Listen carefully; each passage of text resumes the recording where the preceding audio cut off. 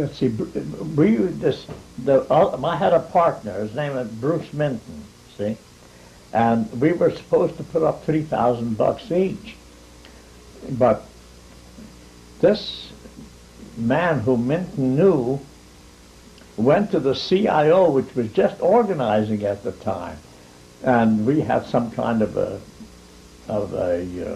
dummy that we made up or something, and there was a piece in it about, well, you've seen the first issues about the CIO and its troubles with the AFL and all like that. And they went out, and I think they got us 3,000 trial subscriptions. I forget now whether there were 50 cents or something. Yeah, 50 cents a trial subscription. And I don't remember now what the subscription price per year was eventually. $1 maybe? $1. It says so on it? Yeah. 50 issues for about 2 cents a copy, mind you. Well, do you realize that we could mail issues 47 copies to the pound for post office rate 2 cents? That was, that was started by Abraham Lincoln. He thought that would be the way to civilize the West. You see, the gold rush was followed by the opening of the West, by colonies and all that. And he wanted all second-class mail to go at 2 cents a pound. So the New York Times today weighs several pounds, you see. But I could get this one sheet folded up to look like a 4-page newspaper. I could get 47 copies in 1 pound. Imagine sending 47 copies through all 48 states of the United States for 2 cents. The postage was nothing. It was the cheapest thing about it. The printer's bill was the main thing. Incidentally, I have a list, I think it's in the desk here somewhere, of 200 newspaper men whose names I've never revealed. In fact, when I got letters from them, I used to cut out with the scissors. I didn't just cross them out because there might be some kind of an electronic machine that could read through it, and there are such things, I cut out, and I have an envelope here with names of all sorts of people, like, for instance, Jack Anderson, who worked for Drew Pearson, would always send me news items that he said, this is a little bit too hot even for us. So you want to take a chance on going to jail? You print this. So, and of course I did. And I'd print things about J. Edgar Hoover too. Never, until the end. At the end, oh, you want to know how Hoover put us out of business? We started getting letters. The first one was from Marfa, Texas. That's why M-A-R-F-A. It was a recruiting base for the American Army where they got these for the Second World War. And the postmaster at Marfa wrote me saying, an agent of the FBI has arrived, sent here by J. Edgar Hoover. He has permission from the Post Office Department to sit in the office and look through the mail every day when it arrives.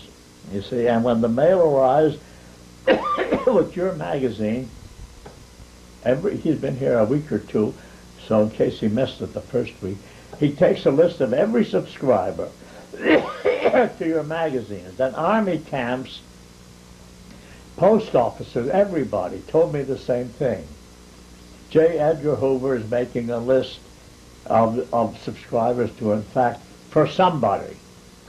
You see, well, I wrote him all sorts of letters, And I think the last one is in the desk here to show it to you.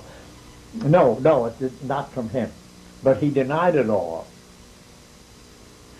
And then, towards the very end, you see, when everybody, they all got cold feet. Some man wrote saying it's worth $100 a year to get your weekly, which was sold for $2 a year. Will you put each one into an envelope, you see, and send it without any return address on it, and send it. It'll only, at that time, 2 cents postage, you know, things like that. Well, I wouldn't do that, you see. But I had many such offers. I don't know, another man offers $100 a year if I'll send it secretly to him. No, I wouldn't do it. So we went out of business, of course. Because people, I mean, there was one time where we'd get 3,000 subscriptions a week would come in. But no effort on our part. The whole CIO was on our side, you know. The CIO was going great guns at that time.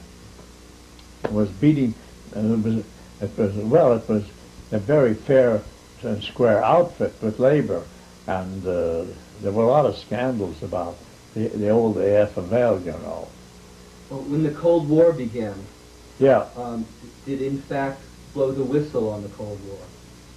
Did it say it was starting, that something was wrong here? Did it say, oh yes, I mean, look, there was no subject of which, when we got the evidence, we published the whole and I always ran a little piece, a paragraph in each issue, saying that any statement and any misstatement, any error will be corrected. I only had one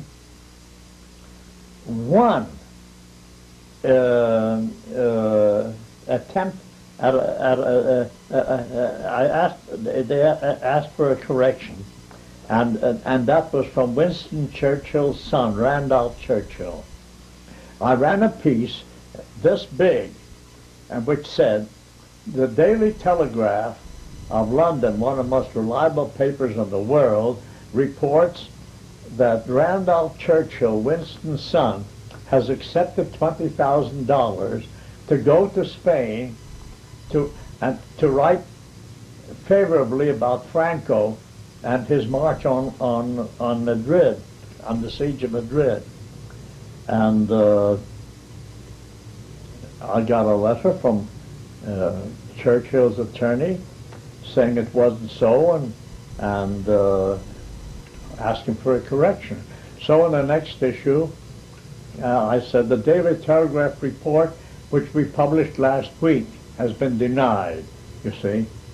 So they wrote back to me and said, "We want you to apologize. We don't want the Daily Telegraph." So I wrote back saying, "It's a Daily Telegraph item, and I credited the Daily Telegraph in the first issue, and therefore when I retracted, I say that we were sorry we published the Daily Telegraph office, which you say isn't true.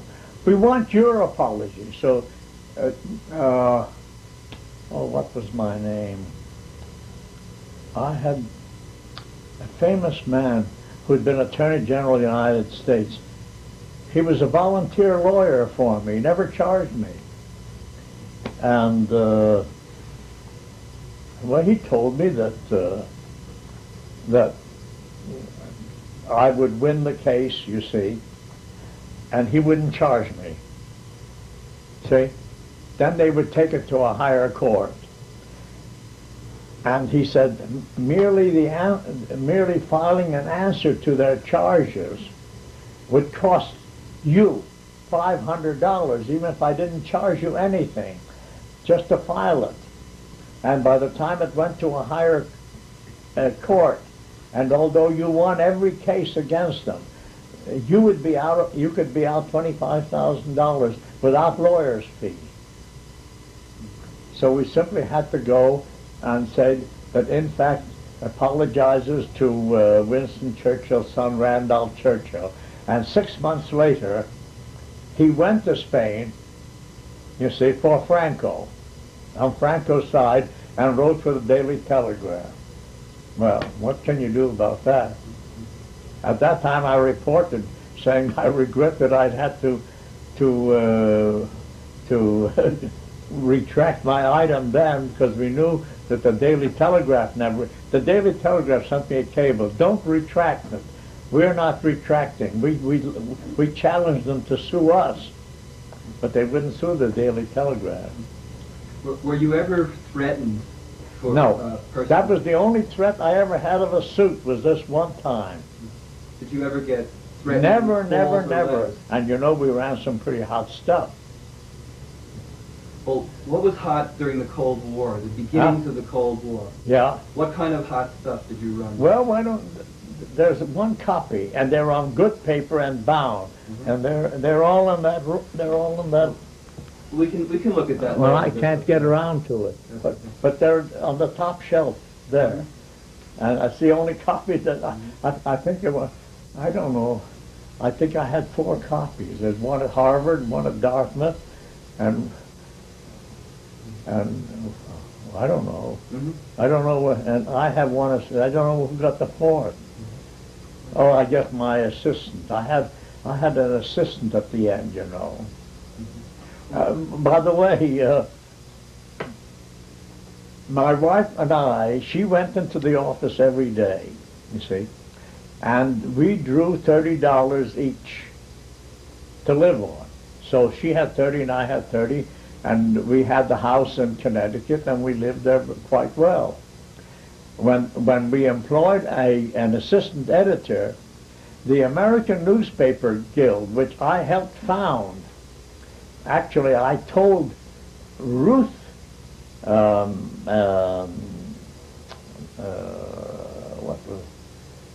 was the name of the founder, Brune, Haywood Brune's wife, Ruth Hale, about the British Association of Journalists. And she said, the first thing we're going to do when the war is over, she said that to Haywood, is to organize the American newspapermen into some sort of a association or union. It's exactly what happened. And did anyone take offense to that? Huh? Did anyone take offense to that? Oh yes, that's when James of the Times, you know, because I went on with that, you know, and James of the Times says your name will never, and I wasn't mentioned, as I say, never pictured, no book of mine ever reviewed until last year with this lousy review of my 22nd book. So between my 3rd and the 22nd, they never reviewed one of my books or mentioned my name. Was in fact ever mentioned? Never mentioned, in fact, refused an ad for in fact. Imagine. Of course, how much could I spend $50 for an ad? You know, a little ad in fact. And the place to put it in would be the New York Times. And they refused it. Well, you threatened, you were an opponent of the Cold War, am I right? So why did in fact, why did they try to suppress in fact? Why? Yes. Well, because we exposed the dishonesty and falsehood in the newspapers and everything else that was false. I mean, false advertising, false anything. I mean, they simply, well, I mean, look, there was the Nation, the New Republic. There was, for instance, La Folla's Progressive. Do you realize not one of them ever had more than 30,000? And as far as I know, it was probably the same 30,000 what I call the $5 liberals, the 30,000 American $5 liberals who subscribed to the Nation, New Republic, and Progressive, and the New Masses, and all like that. Here we were going great guns. I mean, we were getting 3,000 subscriptions a week at one time. 3,000 a week. And reached 186,000 without any effort whatever. You say in Witness to a Century, yeah, Marshall Foch. Yes, what about him? That Marshall Foch began the Cold War. Yes. Yes. Could you explain that? Well, he came down in that special train and had that car in it, you know, the armistice car, to Koblenz. Yes, that was U.S. Army. Yes, that's where we were stationed. Yes. This is 1919 or so? Yeah, and he came down to see. Pershing, and as far as I could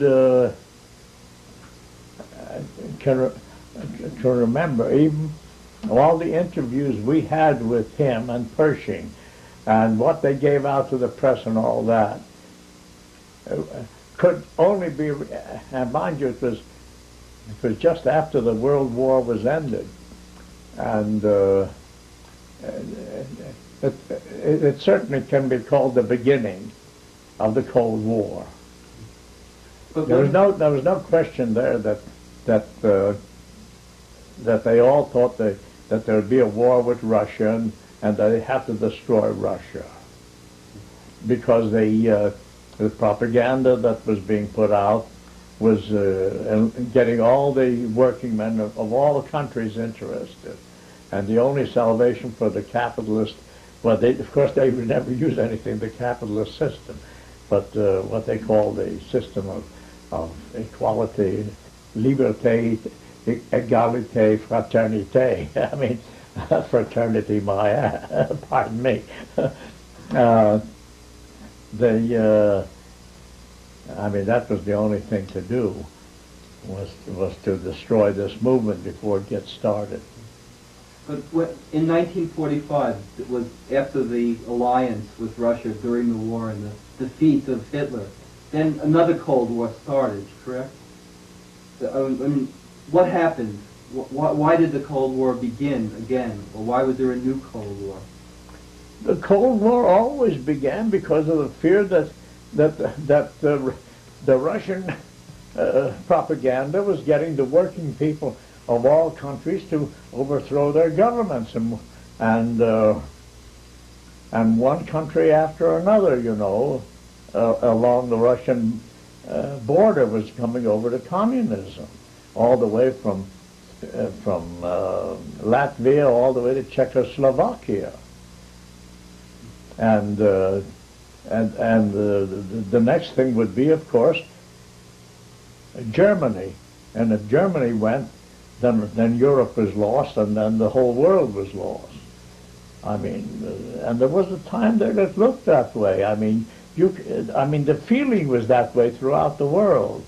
The feeling throughout the world that way was that this is the first and only time in history that the working men will run a country, and that they've got the men and the brains to do it. And of course, I mean, all these countries started arming themselves against this menace of the East. Now, what year are you talking about? Huh? What year is this? Well, 1919? After, yes, about 1919 until.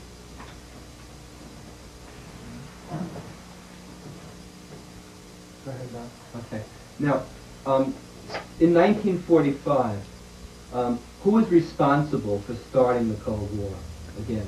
For reviving the Cold War? Who? Who was responsible in 1945 for reviving the Cold War?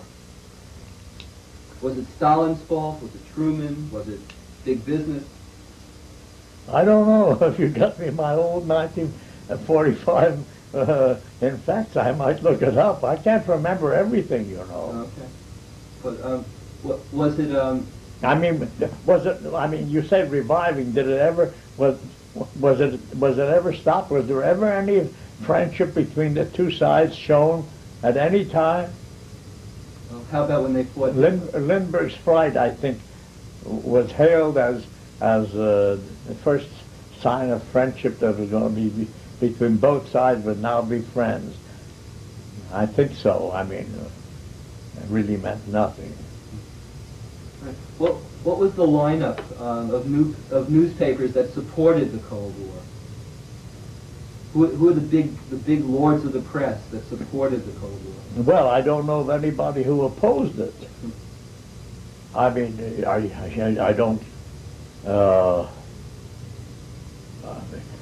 I don't consider the Socialist Daily Worker as much of a newspaper, you know. Now, you mentioned that there were, in the time of Joe McCarthy, and Yeah. you went to you were called to a hearing by Joe McCarthy. Yes, I What went. was that like? Well, to begin with, I want to say that although we exposed McCarthyism as the greatest menace of the times, to the extent that he permitted me to make a statement, and all that surprised me, because I think that was a square deal. Well, anyway, he was a very dumb crook altogether. He had sitting on each side of him two of the sharpest and crookedest. I guess it's all right to call a dead man that. You won't be sued for libel. Sokolsky and Fulton Lewis Jr. and Pegler. huh? Pegler. No, Roy Cohen. That's right.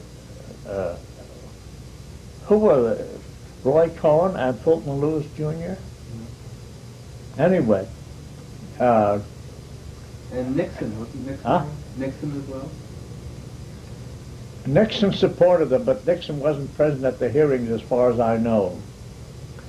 But who was it? Was it Sokolsky or some? I forgot. They thought they were very smart. In the middle of the hearing, they say, "Pardon me, Mr. Seldes. Repeat the name of the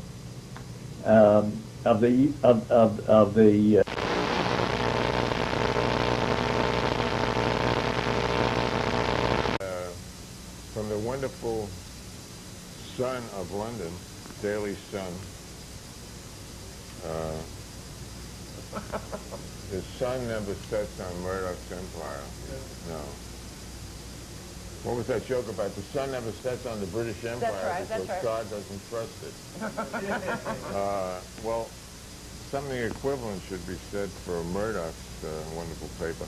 This gotcha headline was 1982 headline during the Falkland Maldives Island War.